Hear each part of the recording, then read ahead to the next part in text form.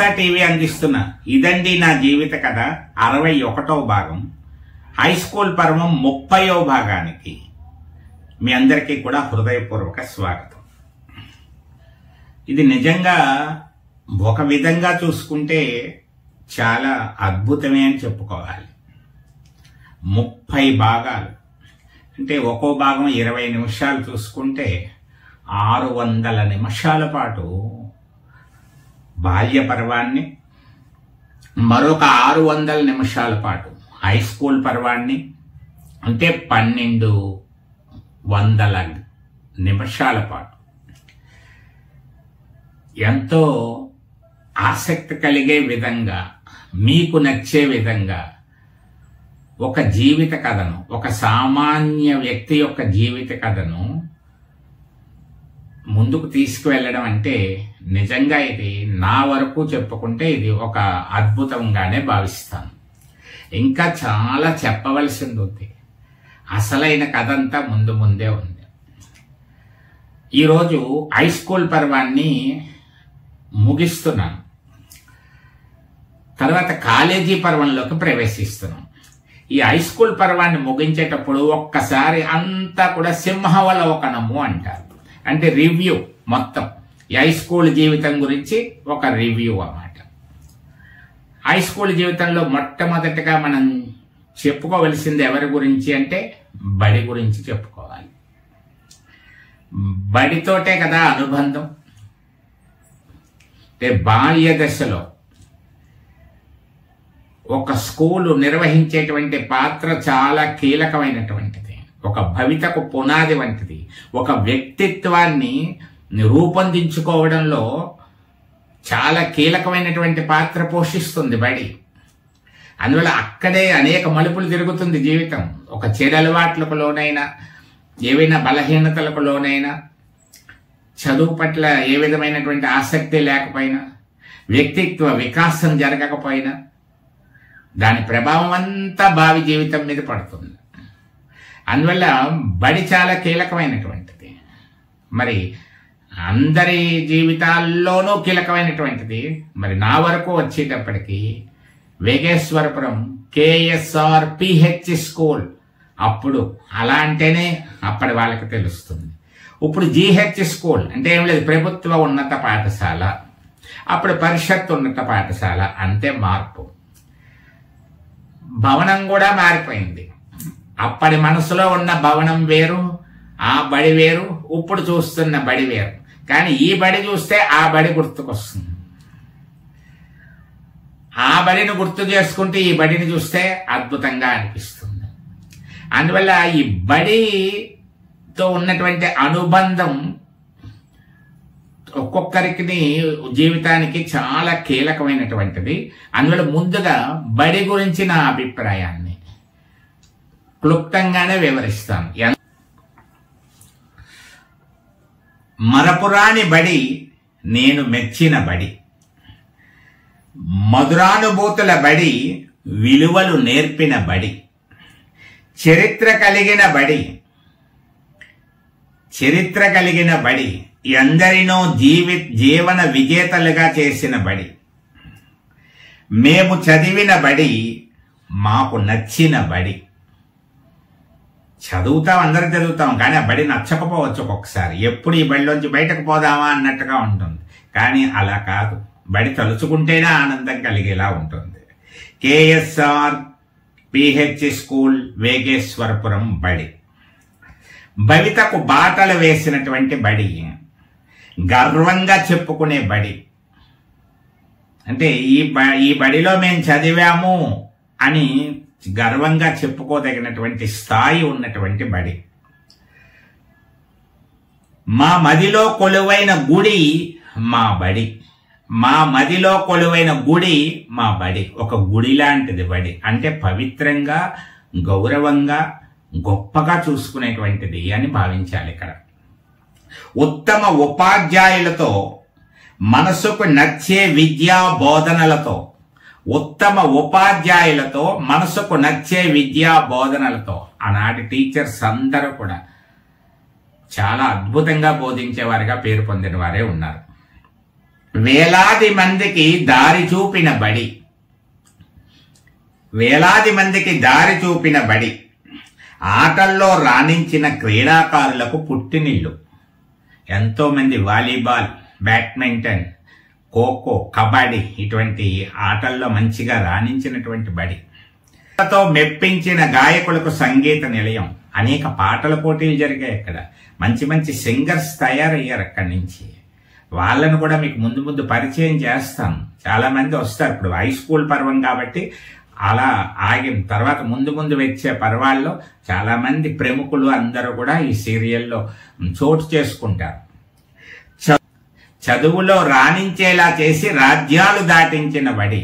ఎంతో మంది దేశ విదేశాల్లో వేగేశ్వరపురం KSRPH స్కూల్ విద్యార్థులు బ్రహ్మాండంగా రాణిస్తున్నారు. సింగపూర్లో ఉన్నారు, US లో ఉన్నారు, కెనడాలో ఉన్నారు, అలా అనేక దేశాల్లో ఉన్నారు.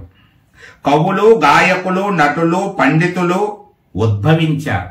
ఈ బడి నుంచి కవులు, గాయకులు, పండితులు ఎంతో మంది ఉద్భవించారు. వ్యాపారవేత్తలు ఉద్భవించారు, పారిశ్రామికవేత్తలు తయారయ్యారు, అనేక మంది తయారయ్యారు. ఇది ఒక ఫ్యాక్టరీ వంటిది. మంచి పౌరులను దేశానికి అందించినటువంటి ఒక ఫ్యాక్టరీ వంటిది. అలాగే సూర్యచంద్రులు ఉన్నంత వరకు సూర్యచంద్రరావు గారి కీర్తి శాశ్వతం. కైగాల సూర్యచంద్రరావు గారు ఆ స్కూల్ స్థాపకులు. సూర్యచంద్రులు ఉన్నంత వరకు ఆయన కీర్తి శాశ్వతంగా ఉంటుంది. తలుచుకోని రోజు ఉండదు, బడిని తలుచుకోని రోజంటూ ఉండదు. ఏదో సందర్భంలో బడి గురించి ప్రస్తావన వస్తూనే ఉంటుంది. మరిచిపోయే అవకాశమే లేదు. కొన్ని మర్చిపోతూ ఉంటాం కాలగమనంలో, కానీ ఇది అలా కాదు. మర్చిపోయే అవకాశమే లేదు. ఎవరో ఒకళ్ళు కలుస్తారు. మీరు ఏ బ్యాచ్ అండి అంటారు, మేము మీకు సీనియర్లు అండి అంటారు, లేకపోతే మాకు జూనియర్లు అండి అంటారు. ఇలాగా అప్పుడు ఆ మాస్టర్ ఏం చేస్తున్నారండి, మీకు ఆయనే కదా లెక్కలకు వచ్చారు. ఇలా ఏదో ఒక సందర్భంలో ఎవరో ఒకళ్ళు కలిసినప్పుడల్లా బడి గురించి వస్తుంది. అందువల్ల మర్చిపోయేటువంటి అవకాశమే లేదు. శ్వాస ఆగే వరకు ధ్యాస మానని బడి. ఈ శ్వాస ఆడుతున్నంత వరకు కూడా బడి ధ్యాస అలా ఉంటూనే ఉంటుంది. పైగా ఇప్పుడు ఇంకా బాధ్యత కొంచెం పెరిగింది. పూర్వ విద్యార్థి సంఘం తరపున అక్కడ చేసేటువంటి కార్యక్రమాల్లో పాల్గొనడం వల్ల ఇది బడి గురించి. మరి ఇప్పుడు చప్పట్లు కొట్టడానికో లేకపోతే ఇది ఇవ్వడానికో ఎదురుగుండా ఎవరు లేరు. మీరు చూస్తున్న వేగేశ్వరపురం విద్యార్థులైతే మీకు చక్కగా నచ్చితే మీరు కామెంట్ రూపంలో తెలియచేయడమే ఒక విషయం అవుతుంది. ఇంకా బడి గురించి అయింది కదండి. ఇప్పుడు మరి బడిలో కీలకమైనటువంటిది, బడి ఇంతగా నచ్చాలంటే ముఖ్యంగా నచ్చవలసింది ఎవరు? బడిలో మాస్టర్లు. మాస్టర్లు బ్రహ్మాండంగా బోధిస్తూ ఉంటే చక్కగా అందరికీ గుర్తుండిపోతుంది. ఆ స్కూల్ మీద అనుబంధం ఏర్పడుతుంది. అయితే ఈ బడి ఎప్పుడు మానేద్దామా అనిపిస్తుంది. ఈ బడికి వెళ్ళాలంటేనే చాలా భయం వేస్తుంది. అలాంటి భయం లేనటువంటి బడి కాబట్టి మాస్టర్లు చాలా కీలకమైన పాత్రధారులు. ఇప్పుడు మాస్టర్ల గురించి కూడా మీకు వివరిస్తాను.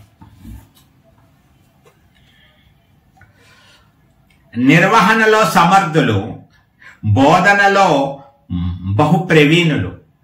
నిర్వహణలో సమర్థులు, బోధనలో బహు ప్రవీణులు మా ప్రధానోపాధ్యాయులు శ్రీ ఆచంట సర్వేశ్వర దక్షిణామూర్తి గారు.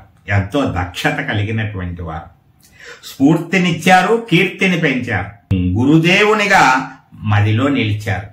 గురుదేవునిగా మదిలో నిలిచారు. ఇది మా హెడ్ మాస్టర్ గురించి. అలాగే ఆ తర్వాత సంస్కృత మాస్టర్. సంస్కృత బోధనలో సరళత్వం, పాండిత్య ప్రతిభకు మరో రూపం, అద్భుత తేజం, మధుర భాషణం.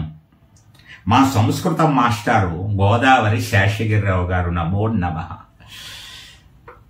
ఆయన చక్కగా మరి ఆయన రూపం అలా కనపడుతూ ఉంటుంది. సంస్కృత పదాలు ఏమొచ్చినా సరే, ఇప్పుడు సుందరకాండ పారాయణలు అవి నేను చేస్తూ ఉన్నప్పుడు సంస్కృత సంబంధమైన శ్లోకాలు ఇప్పుడు వింటున్నప్పుడల్లా ఆయన ఒకసారి గుర్తుకొస్తూ ఉంటారు. అప్పుడు ఆయన దగ్గర ఇంకా బాగా నేర్చుకుని ఉంటే ఇప్పుడు ఇంకా ఎంతో బాగుండేది కదా అనిపిస్తూ ఉంటుంది. అంత గొప్ప అభిమాన మాస్టర్. తర్వాత తెలుగు మాస్టర్. తెలుగు పద్యానికి ప్రాణం పోశారు. తెలుగు భాషపై అభిమానాన్ని పెంచారు. తెలుగు తల్లి సేవలో తరించారు. దశాబ్దాలు గడిచిన చెవుల్లో మారుమ్రోగే ధ్వని, దశాబ్దాలు గడిచిన చెవుల్లో మారుమోగే ధ్వని మా తెలుగు మాస్టర్ కంఠ ధ్వని. ఆయన పద్యం చెబుతూ ఉంటే వరండాలో మిగతా క్లాసుల వాళ్ళకు కూడా వినపడేది. అంత గొప్పది భాస్కర్ శర్మ గారని చెప్పేసి ఆయన చాలా అద్భుతం తెలుగు పద్యం. ఇప్పుడు ఏవైనా అప్పుడప్పుడు 2 పద్యాలు నేను ఏదైనా చెప్పగలుగుతున్నాను లేకపోతే మానగలుగుతున్నాను అంటే ఆయన యొక్క ప్రభావమే అని చెప్పవచ్చు. అటువంటి తెలుగు మాస్టర్ కూడా నమో నమః. ఇప్పుడు తర్వాత హిందీ మాస్టర్ బూందీ తిన్నంత సులువుగా హిందీ నేర్పారు. బూందీ తిన్నంత సులువుగా హిందీ నేర్పారు. నవ్వుతూ నవ్విస్తూ పాఠాలు బోధించారు. నవ్వుతూ నవ్విస్తూ పాఠాలు బోధించారు. హిందీ మాస్టర్ జహంగీర్ గారిని ఎప్పటికీ మరువతరమా? ఆయన్ని మరవడం సాధ్యమా? ఎప్పటికీ మరవలేం.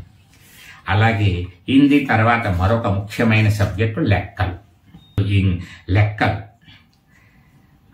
లెక్కల చిక్కులు తొలగించారు.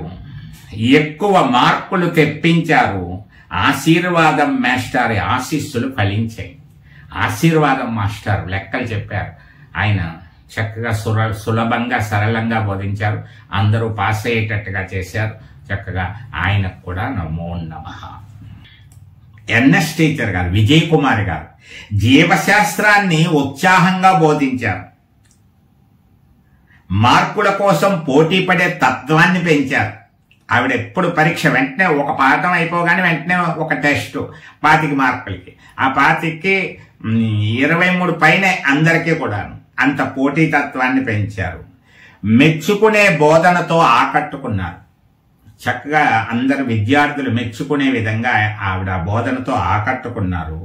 మరి ఆ విజయ్ కుమారి టీచర్ గారు అభిమాన టీచర్ గారుగా చెప్పవచ్చు. ఆవిడకి నమో నమః. ఆ తర్వాత భౌతిక శాస్త్రం, ఫిజిక్స్, భౌతిక శాస్త్రాన్ని బాగా చెప్పారు. బోరు కొట్టే అంశాలు కూడా జోరుగా చెప్పారు. సహదేవుడు మాస్టారు మదిలో నిలిచిన మాస్టారు, వారికి నమో నమః. ఇంగ్లీషు మా హెడ్ మాస్టర్ గారే, ఆయనే మాకు ఇంగ్లీష్కి వచ్చేవారు. అందువల్ల ఆంగ్ల భాషను అద్భుతంగా బోధించారు. స్వయం ప్రతిభను పెంచేలా చేసిన ఘనులు ఆయన. ఎవరికి వాళ్ళు సొంతంగా కొన్ని వాక్యాలు వ్రాసే విధంగా తయారు చేశారు. ఆయన ఒక పేరాలో అనేక క్వశ్చన్స్ ఎలా క్రియేట్ చేయాలో నేర్పారు. అది ఇప్పుడు ఎంతో ఉపయోగపడుతోంది కూడా.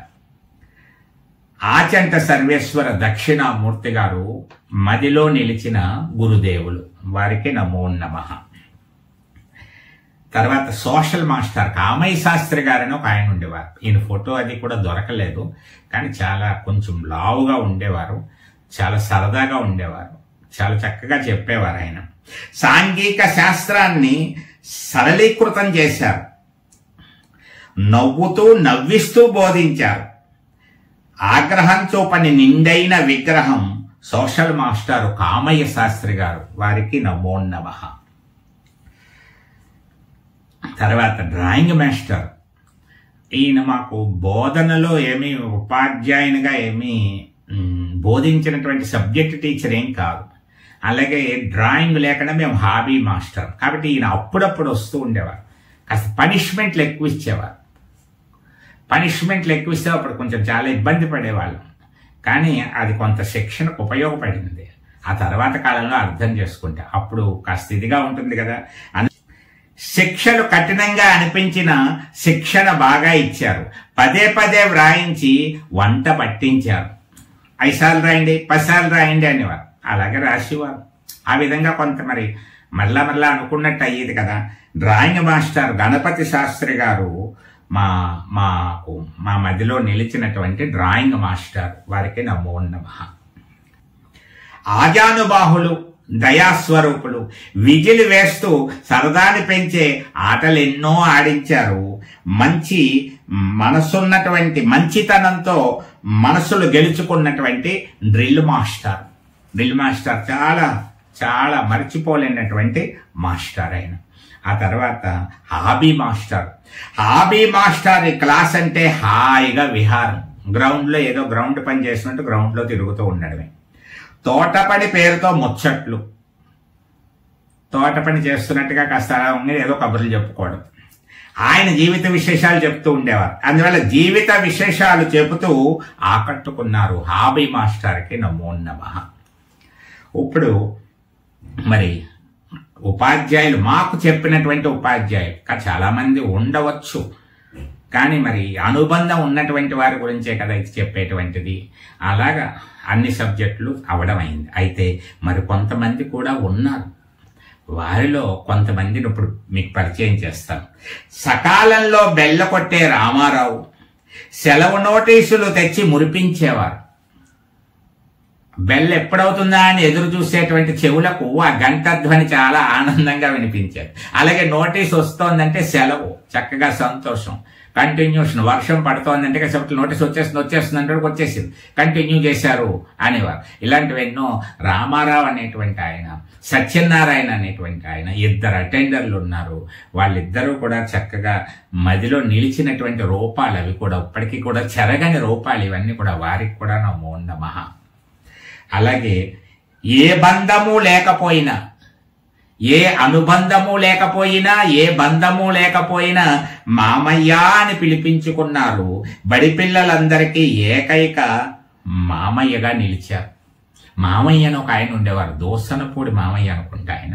అందరూ మామయ్య మామయ్య అనేవారు. ఆయన పేరే మామయ్య అనుకుంటా. అందువల్ల కొత్తగా వెళ్ళిన వాళ్ళకి అదోలా ఉంటుంది, తర్వాత అలవాటు అయిపోతుంది. ఆ విధంగా మామయ్య కూడా హై స్కూల్ స్థాయిలో అందరికీ గుర్తుండేటువంటి వ్యక్తి.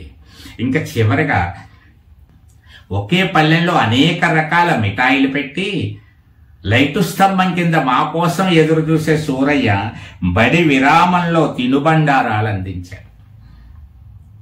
ఇంటర్వెల్ అలా అవగానే బయటకు వచ్చి గొప్ప పరుగులు పెట్టి జేబులో ఉన్నటువంటి పావలాయో 10 పైసలు 20 పైసలు ₹10 ఎంత ఉంటే అంత 10 పైసలకి ఖచ్చితంగా ఏదో ఒకటి దొరుకుతుంది. అందువల్ల అక్కడికి వెళ్ళడం. ఆ వెళ్ళినప్పుడు ఒక జంతుకో ఇంకోటో ఏదో ఒకటి. ఒక్క పల్లెల్లో ఒక్క సేవండి పల్లెం లాంటిది ఉండేది. ఒకసారి తడికెతో చేసినటువంటి వెదురు బుట్ట లాంటిది తెచ్చేవారు. అందులో ఒక 7-8 రకాలు సర్దేసేవాడు. మిరపకాయ బజ్జీ ఉండేది, కాజా ఉండేది, లడ్డు ఉండేది, పొంగడం అనేటువంటిది ఉండేది. ఇలాగ అన్ని సర్దేసి ఎవరికైతే కావాలంటే వాళ్ళకి ఖాళీ అయిపోయేది, వెళ్ళిపోయేవాడు. అందువల్ల అలాగా సూరయ్య జంగడిలో కొనుక్కున్న రోజులు మళ్ళీ రావు కదా. తర్వాత పెద్ద పెద్ద 5 స్టార్ హోటల్స్కి వెళ్ళొచ్చు, జేకే రెస్టారెంట్, ఇలాంటి గొప్ప గొప్ప రెస్టారెంట్లో అనేక చోట్ల విందులు చేసి ఉండొచ్చు, అనేక కొట్లో మిఠాయిలు కొనుక్కుని ఉండొచ్చు. కానీ అక్కడ కొనుక్కుని తిన్నటువంటి ఆ రోజుల మధురమే వేరు కదా. అందుకే మనసులో నిలిచాడు సూరయ్య. ఇవి హై స్కూల్లో ఉన్నటువంటిది. అంటే ఇప్పుడు స్కూల్లో ముఖ్యమైనటువంటి బడి గురించి చెప్పుకుంటాం, హై స్కూల్ ముగిస్తున్నాం కాబట్టి. ఎందుకంటే ఇంకా హై స్కూలు తర్వాత ఇంకా కాలేజీకి వెళ్ళిపోతాం కాబట్టి హై స్కూల్ బంధాలు ఇవన్నీ అక్కడితో ముగుస్తాయి. కాబట్టి ఇది ముగింపు వేడుకలో ఈ ముగింపు ఒక విధమైన వేడుక లాంటిది. ఇది 29 భాగాలు హై స్కూల్ గురించి చెప్పుకుంటూ వచ్చి ఇప్పుడు 30వ భాగంలో ముగింపు ఈ విధంగా చెప్పాలనిపించింది.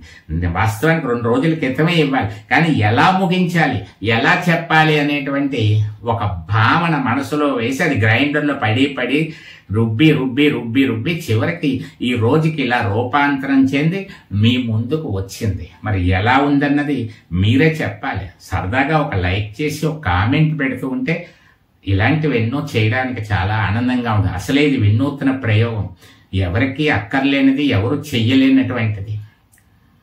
కాబట్టి నా ఆనందం కోసం, నేను నా జీవితాన్ని చూసుకోవడం కోసం ఎంతో మందికి ఇలాంటి కార్యక్రమం ఒక స్ఫూర్తిని ఇవ్వాలనే ఉద్దేశంతో ప్రయత్నం చేస్తున్నాను. కాబట్టి మీ అందరూ కూడా చక్కగా చెప్పాలి.